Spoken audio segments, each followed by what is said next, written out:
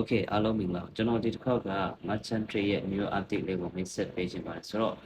update ဖြစ်တဲ့ဒီ merchant trade account တွေတော်တော်များများကဒီလိုပေါ်တော့မှာဖြစ်ပါတယ်เนาะ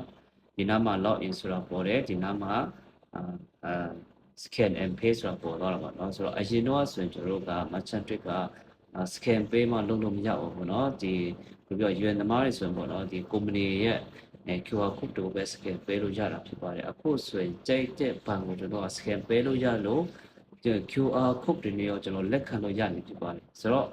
ဒီမှာမှာကျွန်တော် login ဆွဲနေမှာတစ်ချက်ဝင်ကြည့်မယ်เนาะ login ဆွဲနေမှာဝင်လိုက်တဲ့အခါမှာဘာပေါ်လဲလို့ပြောရင်ဒီ send money send ဆွဲနေမှာတစ်ချက်နေလိုက်เนาะအဲ့မှာနေလိုက်တဲ့အခါမှာအရင်တော့ဆိုရင်ကျွန်တော် cut to cut နဲ့ remittance ဆိုတာနှစ်ခုပဲရှိတယ်အခုဆိုရင်သုံးခုပေါ်လာတယ်တစ်ခုကဘာပေါ်လာဆိုကျွန်တော် transfer ဆိုတာပေါ်လာတယ်เนาะကဲ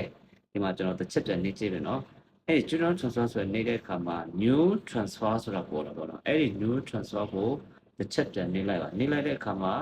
select one ဆိုတာပေါ်လာတယ်ပေါ့နော်အဲ့ဒီ select one ကိုကျွန်တော်နေလိုက်တဲ့အခါမှာဘာပေါ်လာလဲပြောတာ bank account ဆိုတာပေါ်လာတယ် e-wallet တို့ဒီမှာအများကြီး mobile number တွေပေါ်လာတော့နော်အဲ့မှာကိုကဒီမလေးရှားရဲ့ local bank ကိုလွှဲမယ်ဆိုရင် bank account ဆိုရင်တစ်ချက်နေလိုက်ပါနော်အဲ့ဒါဆိုရင်ကျွန်တော်တို့က select one ဆိုတဲ့ဟာနေလိုက်ပြီဆိုရင်ကျွန်တော်တို့ကဒီမလေးရှားရဲ့ local bank နဲ့အားလုံးကျွန်တော်ပတ်စံလွှဲလို့ရပါပြီ merchant trick ကနေကဲအဲ့ဒီဟာမဟုတ်ပဲねကျွန်တော်တို့က select one new transfer ကိုတွားမှကျွန်တော်တို့ကဒီ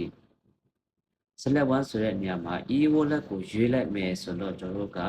ဒီ touch and go ပေါ့နော်